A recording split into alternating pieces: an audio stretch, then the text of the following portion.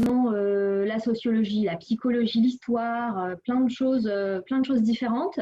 Nous, aujourd'hui, on va se focaliser sur quelques-unes, donc plus précisément l'ethnographie, la sociologie, l'anthropologie. Et là, je voulais vous parler de quelques exemples déjà, de comment se utiliser dans les entreprises. Donc, par exemple, vous avez la sociologie des pratiques de consommation pour savoir ce que les gens consomment, comment ils consomment, pourquoi ils consomment comme ça. On peut par exemple avoir des champs spécifiques sur les moins de 25 ans consomment peut-être plus quelque chose et les plus de 60 ans consomment peut-être plus autrement. C'est très utile évidemment en marketing. Vous avez de l'ethnographie des usages qui est un peu moins connue, en tout cas dans le monde de la distribution dont je parlais avant, mais vous avez, par exemple, quand on fait un logiciel, vous allez aller regarder avec votre utilisateur comment il se sert de votre logiciel pour tester avec lui quelle fonctionnalité il a besoin. Voilà, ça c'est vraiment de l'ethnographie des usages. Et l'anthropologie, c'est plus large, c'est une vision un peu plus 360 qui permet de capter les nouvelles tendances. Et par exemple, là, vous avez une photo avec les futurs espaces de travail. Celle-là me plaît beaucoup, elle me fait beaucoup rire. Donc, aujourd'hui, on va parler de tout ça. Alors, je voulais faire un petit retour pourquoi on parle de tout ça. Moi, je suis socio-anthropologue. Donc, ça veut simplement dire que j'ai fait un master de sociologie de l'économie et en particulier sur les organisations et les entreprises en France. Et puis un doctorat en anthropologie, donc en Chine, en particulier sur les communautés et le fonctionnement économique des communautés taoïstes, c'est-à-dire, on en parlera peut-être tout à l'heure, mais en tout cas, elles sont très innovantes. Pourquoi on est là? C'est parce que là-bas, finalement, j'ai découvert en Chine, donc j'ai découvert des réponses aux questions que je me posais en observant les organisations ici en France. Et donc, j'ai voulu aider les entreprises avec ce que j'avais découvert quand je suis revenue. Et notamment, par exemple, les méthodes des sciences sociales, en fait, dont on parlera tout à l'heure, rejoignent de grands principes comme dans le taoïsme, mais aussi comme par exemple dans la permaculture, que vous connaissez peut-être, qui en fait répondent aux problématiques que j'avais vues en France. Donc, c'est pour ça qu'aujourd'hui, on va particulièrement parler des outils en sciences sociales et comment et pourquoi on les utilise. Donc, d'abord, ces outils-là, ils permettent de mieux comprendre. Et c'est notre première partie parce qu'en fait, ce sera toujours la première étape de toute action qui sera bien menée. Et si vous connaissez la permaculture, la toute première étape, c'est d'observer sans rien faire et d'essayer de comprendre comment fonctionne le système, ce qui est exactement la même étape chez nous dans les sciences sociales. Alors, pourquoi mieux comprendre l'organisation ? Une organisation, c'est-à-dire une entreprise ou une association, tout simplement, d'abord pour mieux agir. Dans ces temps de transformation, en ces temps d'évolution de la société très complexe et très rapide en plus. Et je sais que ça paraît évident qu'on commence par comprendre, et en fait, pas tant que ça, parce qu'il y a toujours, malheureusement, l'organisation n'est jamais telle qu'on l'imagine. Et en fait, vous allez toujours avoir un décalage, parce que on va considérer peut-être que ça, c'est ce qui existe, et finalement, ça ressemble plutôt à ça. Donc, il y a quand même une grosse marge et finalement, on essaye d'agir sur le fonctionnement idéal que nous, on imagine, c'est-à-dire nos représentations de l'organisation, alors qu'en fait, il faudrait plutôt prendre en compte le fonctionnement réel pour pouvoir finalement aller vers quelque chose de plus idéal. Et puis ça, c'est que le début, c'est-à-dire que si on regarde vraiment à quoi ressemble une organisation, ça ressemble plutôt à ça, l'iceberg, avec une partie visible de la culture, avec le vocabulaire, les postures ou les tons, ou aussi comment on s'habille, par exemple. Et finalement, tout ça, ça renvoie à des choses qui sont complètement immergées et finalement complètement inconscientes. Des croyances, des modèles de pensée et des procédures, évidemment, qui est la couche au milieu, Et ça paraît comme ça nous parle, mais finalement, en fait, on ne se rend pas compte de l'impact que peut avoir cette formation, enfin, ces couches qui sont immergées sur nos prises de décision. Là, par exemple, j'avais un exemple j'ai discuté il n'y a pas longtemps avec quelqu'un sur une association de chasseurs. Donc, vous voyez, les chasseurs, effectivement, ils ont des croyances et des valeurs très fortes. La représentation d'eux-mêmes est très spécifique. Et une dame a postulé pour un poste de chargée de communication. Et c'est une femme, évidemment, donc seulement 2% de la population des chasseurs. Et en plus, elle est métisse. Donc, elle a été recalée. Pas tout de suite au début parce qu'elle est extrêmement compétente, mais quand elle est arrivée à l'entretien, finalement, elle ne représentait pas l'association comme eux se la représentaient dans la tête. Et pourtant, au jour d'aujourd'hui, clairement, les chasseurs ont des difficultés, à la fois en termes de recrutement, mais aussi dans le spectre politique, puisque les Verts sont montés et mettent en péril quand même des choses auxquelles les chasseurs tiennent. Et finalement, engager cette dame, ça aurait été un très bon coup de com', mais ça ne rentrait pas du tout dans leur façon de faire, dans leur façon de se représenter eux-mêmes. Donc, elle a été recalée. Et ce qui est très dommage, parce que vraiment, je pense que ça aurait été un excellent coup de com' pour remettre en route une bonne dynamique dans l'association. Donc, c'est juste pour vous dire à quel point nous on pense, comment on se représente nous-mêmes dans notre organisation, finalement, ça a des impacts et souvent pas toujours positifs. Un autre exemple, donc dans une transformation culturelle auquel on participe, là c'est un changement de dirigeant qui a lancé la transformation. En fait, c'est une dirigeante très dynamique, très iconoclaste, qui s'est attaquée à la transformation des métiers, de la structure, des valeurs. Enfin, c'est une grande transformation, puis très adaptée au monde actuel.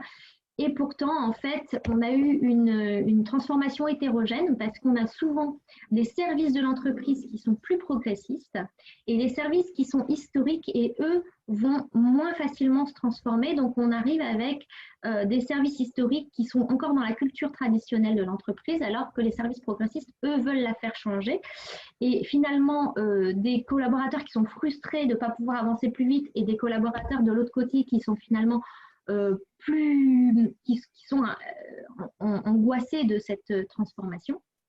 Donc nous, par exemple, là, c'est là qu'on intervient avec les sciences sociales, par exemple, pour diagnostiquer cette hétérogénéité culturelle, savoir où les freins se trouvent et comment on peut avancer. Donc là, on préconise des actions possibles et on va engager aussi le dialogue en emmenant les collaborateurs avec nous dans l'étude.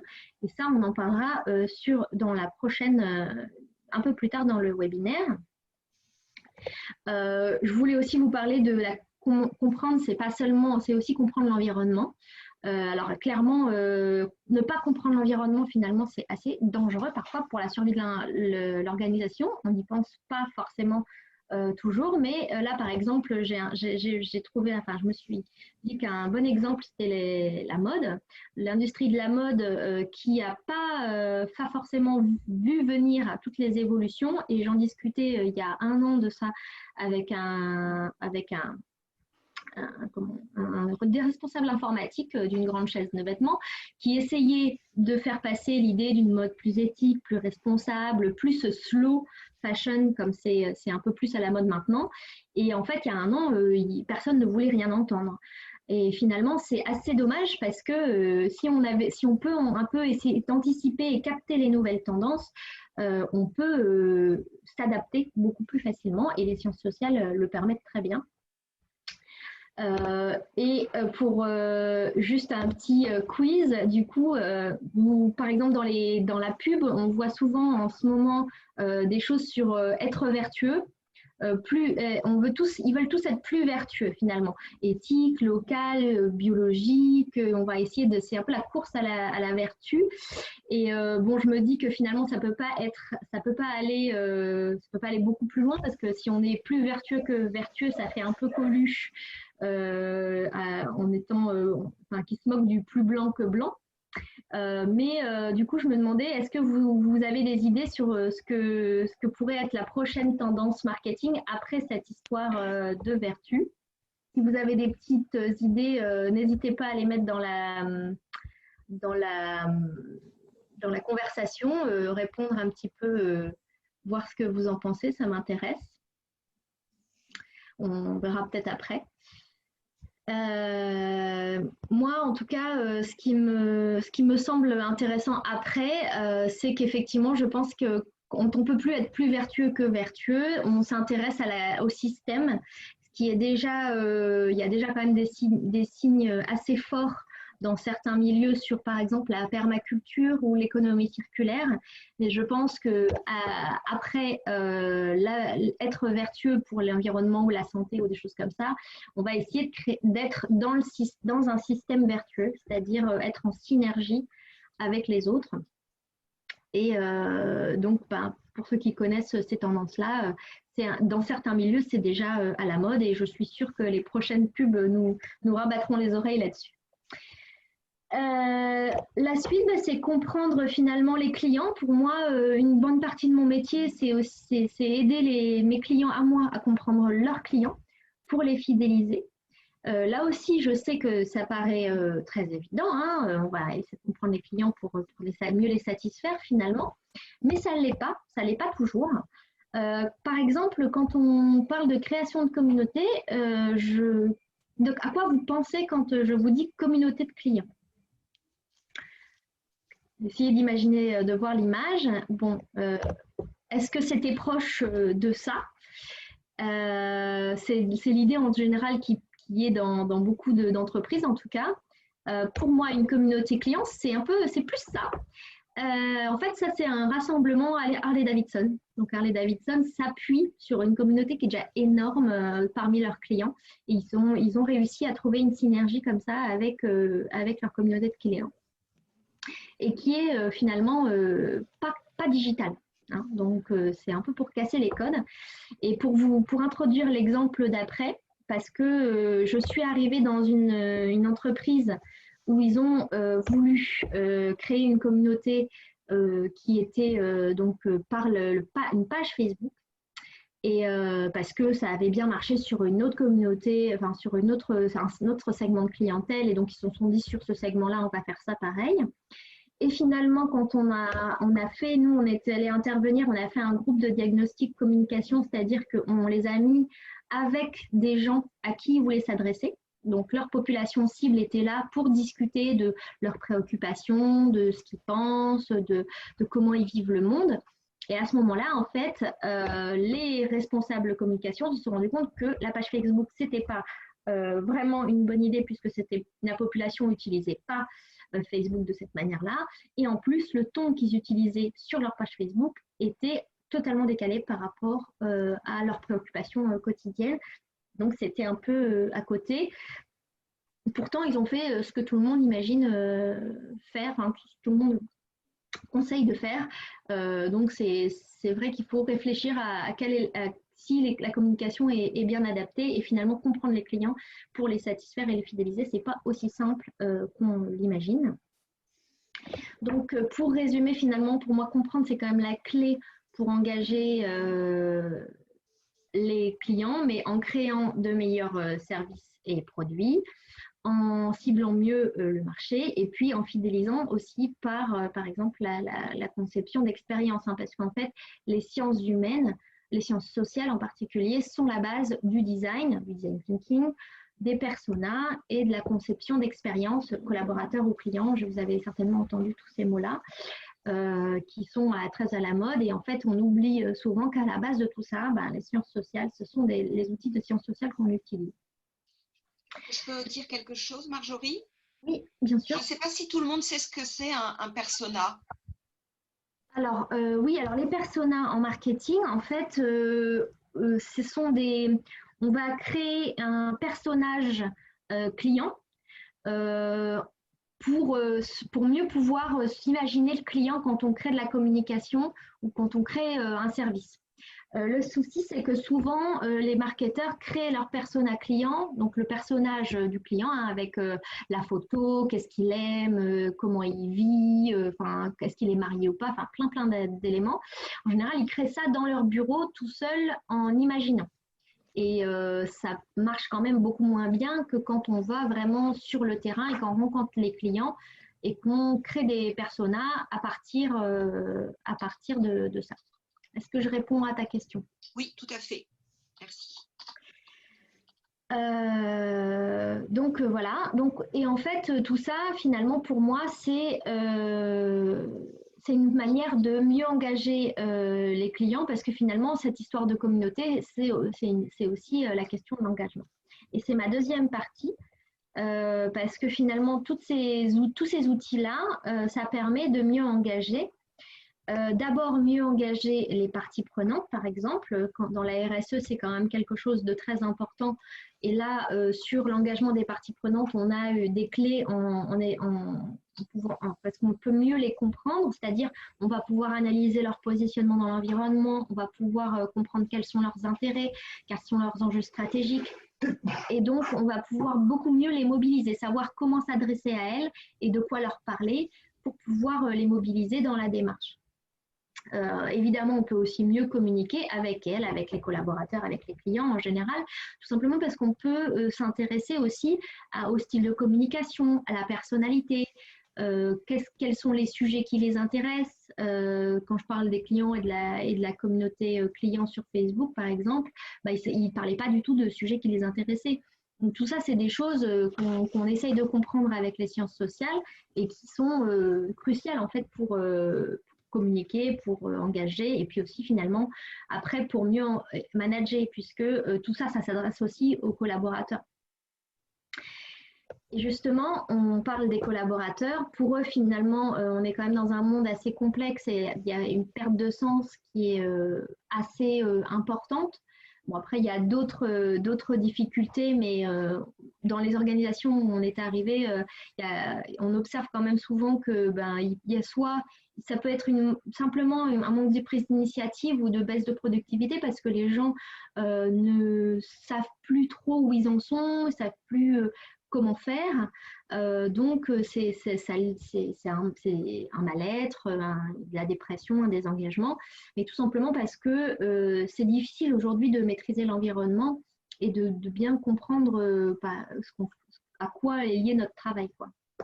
Donc, nous, quand on a vu ça, effectivement, on a même créé un service, en fait, qui s'appelle l'étude collaborative, où on emmène les collaborateurs avec nous sur le terrain. Et donc, on les forme d'abord aux outils.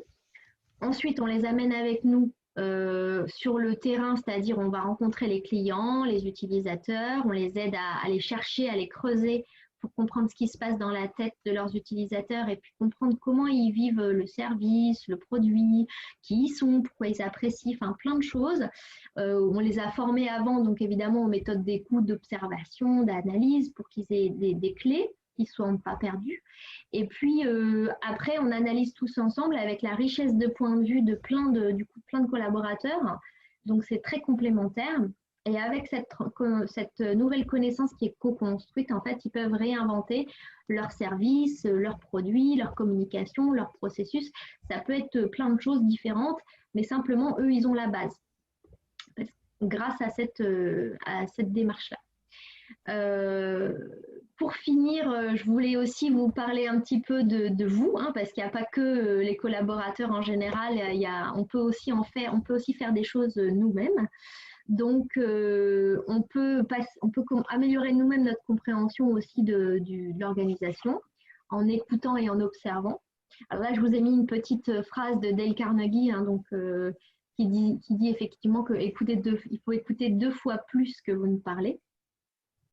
Et en fait, lui, il dit que c'est parce que ça rend effectivement plus aimable pour les autres. Les autres nous trouvent plus aimables et plus sympathiques. Mais en fait, ça permet aussi d'abord de valoriser les autres. hein, donner de l'attention et finalement reconnaître l'autre dans ce qu'il est. Ça permet de mettre une relation en place qui va vous ouvrir des portes. Mais franchement, nous, quand on fait des entretiens, on obtient des informations. Les gens nous racontent leurs secrets, là, clairement. On n'en a pas forcément besoin, puis c'est tout à fait confidentiel. Mais par contre, on sait que l'information qu'on recueille va très en profondeur dans ce que la personne vit. Donc, ce qu'on va pouvoir retirer comme valeur dans le service ou dans la communication qu'on va lui transmettre est complètement différent que de si on fait juste un questionnaire, par exemple. Donc, je peux vous dire clairement que écouter les autres et s'intéresser à eux, ça débloque des choses. Effectivement, c'est sans les juger, hein, il faut vraiment essayer de les comprendre. Et pourquoi? Et donc là, on va pouvoir arriver à quelque chose dans le sens de pourquoi ils agissent, quels sont leurs intérêts. Et du coup, comment leur parler si on veut les intéresser à un sujet ou comment leur présenter les choses. Par exemple, là, il y a une entreprise qui voulait organiser un événement, faire venir un groupe de gens, ils voulaient leur faire visiter un musée auquel ils participent, l'entreprise est mécène, mais en fait, en écoutant les gens parler, clairement, la culture, c'était pas quelque chose qui les intéressait beaucoup. Par contre, ils s'intéressaient beaucoup aux plantes, au jardinage, et donc on les a emmenés plutôt dans un parc et on leur a fait faire une visite un peu plus poétique, et ça leur a beaucoup plu. Donc, il faut essayer de sortir un petit peu de nos conceptions à nous, de nos préjugés qui sont tout à fait normaux, puisqu'il faut bien qu'on se représente la réalité pour pouvoir agir. Hein. On est obligé d'avoir une conception d'une boîte, comment la boîte s'ouvre pour pouvoir l'ouvrir. Tout le social, c'est un peu ça, c'est un peu comme ça. Mais il faut pouvoir en sortir si on veut pouvoir vraiment écouter l'autre et lui donner ce qu'il a envie, le satisfaire ou l'intéresser à notre démarche, l'engager. Il faut sortir finalement un peu de nous-mêmes. Et c'est ça que les sciences sociales permettent. Donc, du coup, je voulais finir sur quelques astuces pour pas vous laisser comme ça, donner quelques petits points d'intérêt. Donc, on dit toujours le silence est d'or, mais croyez-moi, c'est vraiment la règle qui me semble importante, puisque on va facilement couper la parole pour donner notre avis, on va facilement juger la personne et finalement rester dans le silence et écouter la personne, et même parfois 30 secondes après qu'elle ait fini de parler, finalement, si on laisse un silence, elle va reprendre sur quelque chose d'autre. Et quand on fait un entretien où on essaye de pouvoir comprendre comment la personne pense et comment elle agit, pourquoi elle agit comme ça, tout ça, c'est des choses qui n'arriveront pas évidemment, si on parle à sa place, en fait.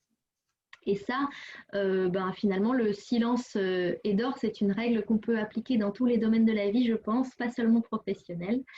Alors, ne pas juger et ne pas donner son avis, évidemment, mais ne pas juger, c'est pas facile, et en même temps, c'est vraiment très important, parce que si on projette ce que nous, on pense sur ce que l'autre dit, finalement, on ne comprend pas ce que lui donne comme sens à ce qu'il fait ou à ce qu'il pense. On comprend seulement ce que nous, on veut en penser. Et du coup, on n'a pas accès à l'autre, et c'est ça aussi qui fait qu'on va lui donner quelque chose qui ne lui intéresse pas forcément, ou on ne va pas réussir à l'engager, parce que finalement, nous, on est dans notre façon de penser, et on ne peut pas aller le chercher là où il est, lui. Intéressez-vous aux gens en posant des questions. Il ne faut pas seulement écouter, il faut aussi aller creuser un peu. Soyez curieux de leur vie, rebondissez sur ce qu'ils disent en demandant un petit peu plus précisément, et vous allez voir que les gens racontent beaucoup de choses. Et en fait, moi par exemple, pour créer ce webinaire, donner des exemples, je me pose pas seulement sur des exemples de moi, de ce que j'ai fait, mais aussi dans des discussions où les gens m'ont raconté des choses. Finalement, ça me donne du grain à moudre aussi pour moi réfléchir et créer des nouvelles choses.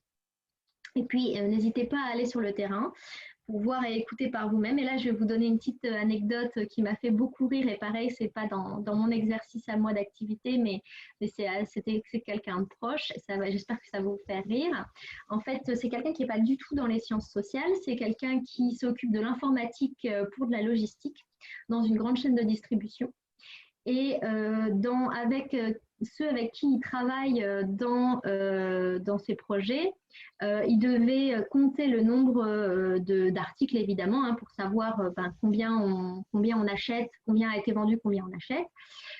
Et ils n'arrivaient jamais à se mettre d'accord sur le nombre d'articles dans un camion. Chacun avait son nombre d'articles par carton, par palette, par camion. Enfin, c'était très compliqué. Finalement, personne n'était jamais d'accord avec les chiffres qu'ils avaient par informatique. Et donc, il a dit, écoutez, prochaine réunion, on va dans l'entrepôt. Donc, il leur a donné rendez-vous sur les docks devant le camion. Et puis, il leur a dit, voilà, maintenant, on va compter. Donc, ils ont compté. Donc, personne... aucun des interlocuteurs n'avait raison évidemment sur le nombre d'articles parce qu'en plus c'était pas ils avaient oublié une mesure en fait. C'était pas seulement des articles, des cartons, des palettes. Il y avait parfois d'autres mesures qui étaient un peu dans le camion comme ça, un sac plastique qui était dans le camion et ça c'était pas compté. Donc, vous voyez, il faut toujours aller sur le terrain, quel que soit le métier, pour voir, écouter et peut-être compter aussi par vous-même. Et donc, maintenant, c'est à votre tour un peu je voulais vous demander qui vous souhaitez mieux engager ou qu'est-ce que vous souhaitez mieux comprendre dans votre organisation. Et j'aimerais bien qu'on en parle si ça vous intéresse, si vous avez envie de discuter, que ce soit par le chat ou même en direct, avec grand plaisir. Et puis, merci de m'avoir écouté. Moi, ça me fait très plaisir de partager. J'espère que ça vous a plu aussi. Et je vous laisse si jamais ça vous intéresse d'aller un peu plus loin, vous aurez mes coordonnées sans souci et vous pouvez me trouver sur LinkedIn aussi. Donc, merci beaucoup. Alors, Marjorie, je t'invite à mettre tes coordonnées sur le chat si les gens veulent reprendre contact avec toi plus tard. J'ai mis également le nom de mon site si les personnes sont intéressées par la plateforme digitale Oikos Impact. Maintenant, on peut continuer via des questions pour les personnes qui le souhaitent. Dans ce cas-là, les personnes peuvent le faire, comme disait Marjorie, soit en chat, soit en activant leur micro. Je vais juste préciser qu'on enregistre le webinaire pour lui permettre d'être rediffusé, pour le mettre sur notre banque de données. Donc, juste pour que vous le sachiez, maintenant, c'est à vous de parler ou d'écrire comme vous le sentez si vous avez des questions. Je te redonne la main, Marjorie. Oui, donc, est-ce que vous souhaitez peut-être activer vos micros et discuter un peu si vous avez des questions? Parce qu'il n'y a pas de questions sur le chat pour l'instant. Non. Moi, j'en avais une, Marjorie. Quand tu parlais tout à l'heure de la communication, en fait, tu parlais du fond ou du fond et de la forme. De la communication, alors c'est les deux en fait. L'exemple de la création de communauté sur Facebook, c'est très parlant parce que c'est à la fois la forme qui fonctionne pas, parce que clairement eux c'est pas ça qu'ils avaient besoin. D'ailleurs après quand on a fait l'étude, en fait ce qui était intéressant pour eux c'était plutôt un podcast. Donc, ce n'était pas du tout ce qu'ils voulaient ce qu'ils avaient besoin, ce qui les engagerait sur la forme. Et sur le fond, pareil, en fait, là, la communication, c'était très « Oh, c'est super, c'est très positif comme ça », alors qu'eux vivaient des choses très, très dures. Et en fait, ce qu'ils avaient besoin, c'était plutôt de l'information. Parce que c'est très compliqué pour eux de trouver de l'information. Donc là, sur le fond et la forme, les deux, c'était complètement à côté de la plaque. D'ailleurs, c'est le responsable de communication m'a dit ça, c'était complètement à côté de la plaque. Ok. Alors, je regarde sur le chat. Alors, je vois une question. Est-ce que tu regardes en direct ou tu veux que je te les donne pour que ce soit plus simple? Mode plus éthique et plus respectueuse de l'environnement. Non, je ne vois pas de question. En fait, tu as une question, toi? Non, je vois que tu as mis tes coordonnées. Non, j'en vois pas. J'ai mis mes coordonnées. Ok. Eh bien, écoute, ça veut dire que c'était très clair et qu'on a tous tout compris. Bon, je vois des remerciements, c'est gentil. Mais est-ce que vous, dans vos organisations, vous avez des démarches dans ce style-là ou comment ça se passe pour vous? C'est un peu ça, moi, la question que j'ai envie de vous poser. Est-ce que vous voudriez engager un peu plus des collaborateurs ou alors aller voir vos clients un peu différemment peut-être? Est-ce que c'est des choses que vous avez envie de faire? Et est-ce qu'il y a des freins pour ce genre de choses? Alors, est-ce que quelqu'un veut répondre?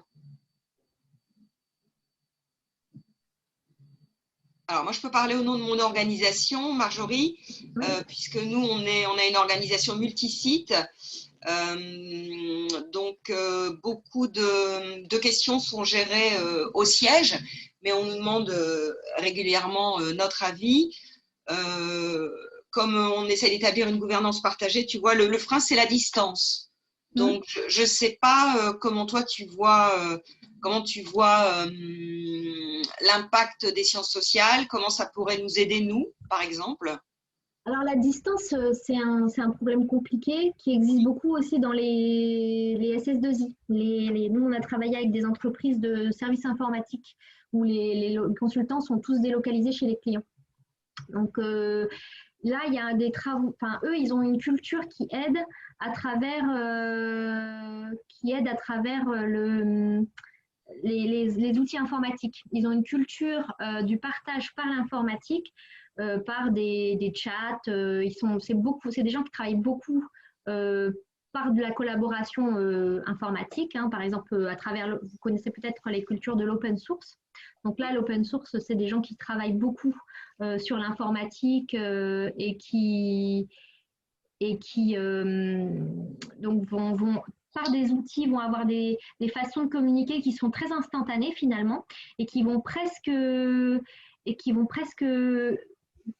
enfin, comment dire, j'arrive pas qui vont presque faire de l'instantané en direct. Donc il n'y a plus la distance parce que souvent on parle à travers les emails. Donc forcément c'est à distance. Mais quand on va par exemple sur Slack ou sur d'autres outils et qu'on l'utilise en messagerie instantanée, il n'y a plus la distance géographique. Finalement, c'est un peu comme si on était directement avec la personne. Et là, par le télétravail, par exemple, il y a pas mal de gens qui ont commencé à collaborer comme ça, même si ce n'est pas dans la culture. Et c'est ça qui est compliqué. Parce que les informaticiens, dans ces cultures-là, dans l'open source, par exemple, ont cette habitude de travailler directement avec d'autres gens en instantané, en s'envoyant des messages instantanés. Donc ça, pour eux, c'est l'évidence. Et pour nous, c'est pas du tout évident, c'est pas du tout dans notre culture. Moi, j'utilise Slack, mais clairement, on l'utilise pas de la même manière qu'eux, en fait. Là, pour cette difficulté de la distance géographique, je pense que la seule possibilité, c'est de créer des outils informatiques qui existent, hein, mais surtout de s'acculturer à une utilisation qui est différente de la nôtre. On ne va pas utiliser Slack de la même manière parce que c'est comme si on va travailler directement, instantanément sur la même chose en même temps et discuter. Il faut comme se donner des rendez-vous, entre guillemets, et travailler ensemble à travers ces outils-là. Et là, la distance est réduite, en fait. C'est ce qu'on a fait.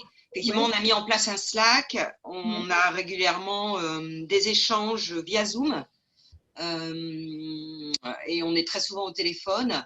Et quand on peut, on se voit physiquement. Mais c'est vrai que c'est un petit peu un frein quand même. Mais il y a des choses effectivement à mettre en place. Et le Covid n'arrange rien. Ah oui, c'est sûr, c'est sûr. Oui. Mais comme je dis, c'est pas l'outil lui-même, c'est vraiment la façon de l'utiliser. Donc, Ouais. c'est vraiment se donner rendez-vous à un moment pour travailler ensemble sur la même chose et puis commencer à discuter très régulièrement sur cet outil-là.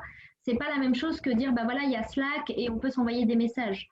C'est pas la même, c'est vraiment l'utilisation d'outils qui est importante. Oui. J'ai des questions, si tu veux, je te les donne. Donc, il y a une personne qui est arrivée à la fin qui demande si elle peut avoir un replay. Donc, je ferai un enregistrement, je te l'enverrai. Mais peut-être que tu feras d'autres webinaires, on en avait parlé ensemble. Et là, je te laisse répondre. Bah oui, j'espère qu'on fera d'autres webinaires. Et puis, enfin, même si vous avez des questions qui pourraient améliorer le webinaire, moi, ça m'intéresse de pouvoir rajouter des informations qu'on manquait ou des choses comme ça.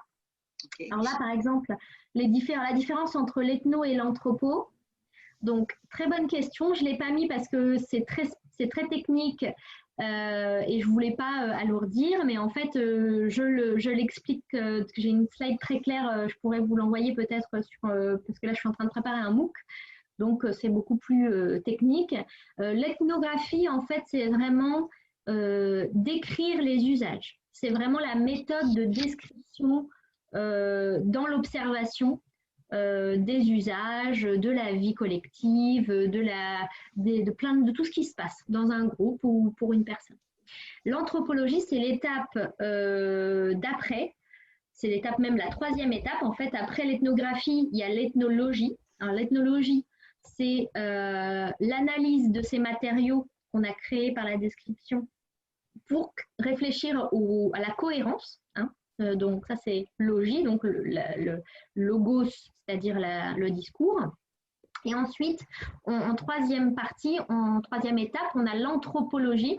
Et là, c'est comparer entre eux des écrits d'ethnologues sur une culture fait ça, une culture fait ça, et finalement, quels sont les points communs, quelles sont les différences.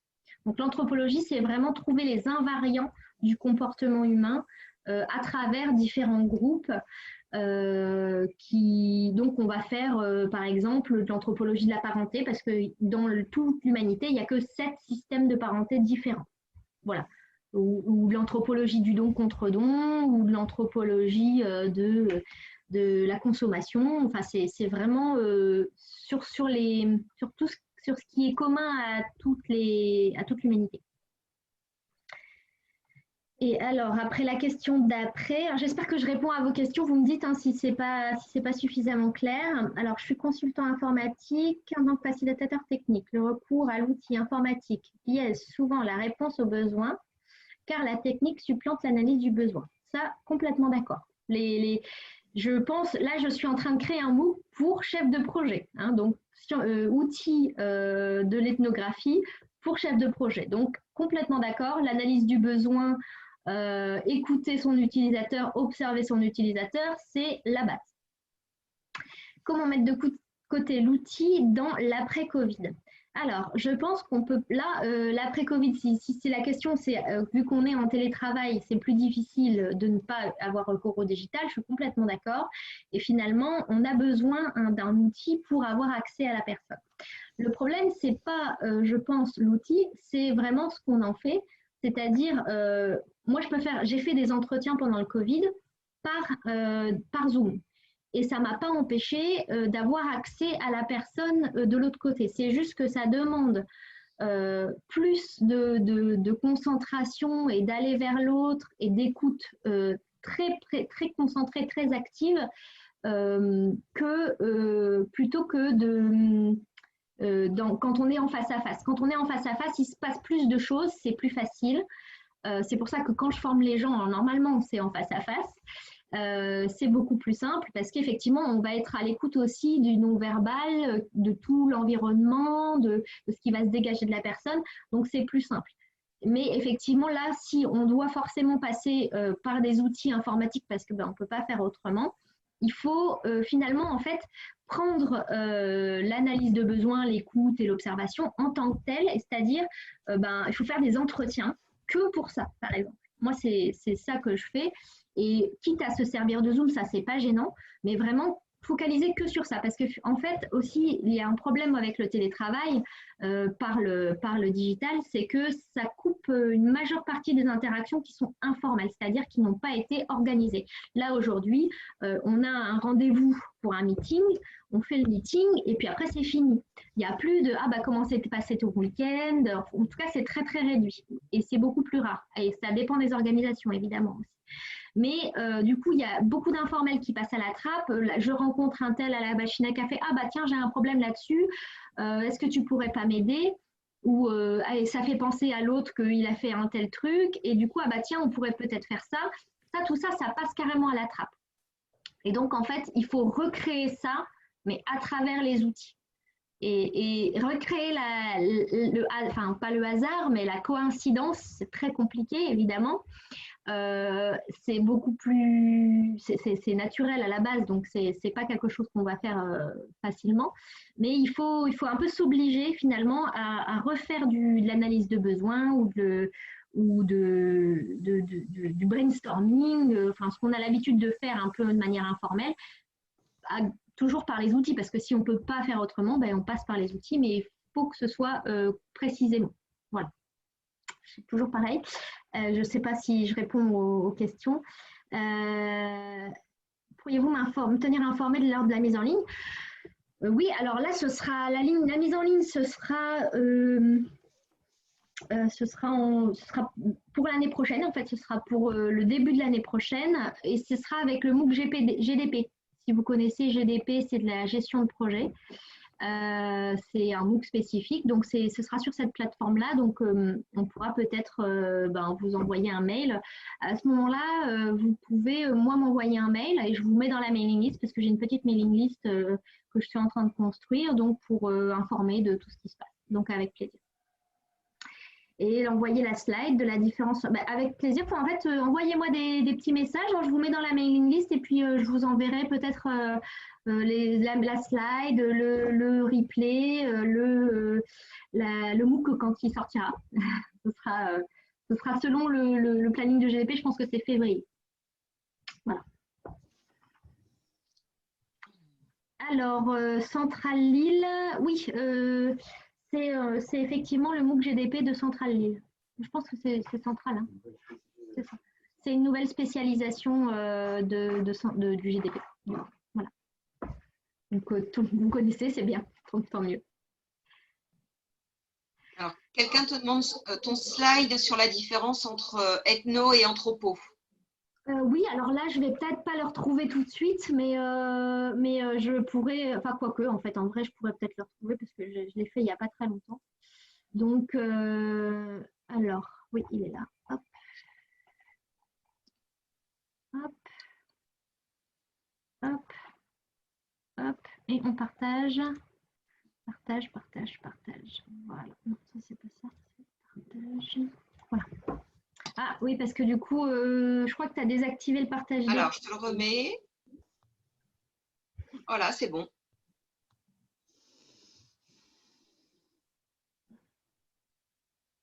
Voilà. Là, vous avez l'ethnographie qui est l'écriture ou la description de la vie d'un groupe. Alors, moi, comme je suis ethnologue, effectivement, c'est toujours un groupe, mais on utilise l'ethnographie pour faire des tests utilisateurs, des choses comme ça. Sociologie, c'est plutôt l'étude des questions de société. Mais là, c'est dans nos sociétés à nous, en fait. Hein, c'est ça la différence entre l'ethnologie et la sociologie.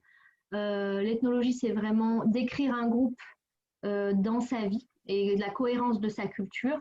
La sociologie, c'est dans nos sociétés à nous, étudier une question, par exemple le rapport homme-femme dans les entreprises, voilà, et on va aller dans plusieurs entreprises, peut-être sur un seul secteur, parce que faut quand même ça fait quand même déjà du travail, et on va étudier cette question-là. Donc c'est un petit peu c'est une approche un peu différente.